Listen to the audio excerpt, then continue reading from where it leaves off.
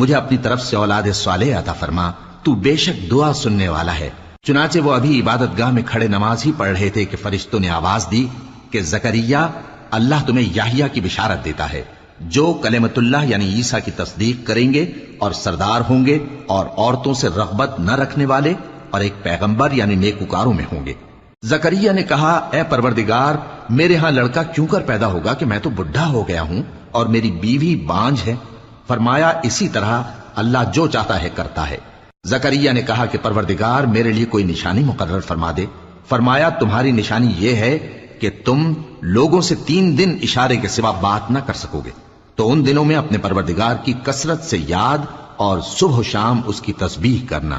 اور جب فرشتوں نے مریم سے کہا کہ مریم، اللہ نے تم کو برگزیدہ کیا ہے اور تمہیں پاک بنایا ہے اور دنیا جہان کی عورتوں میں سے تم کو منتخب کیا ہے، اے مریم، اپنے پروردگار کی فرما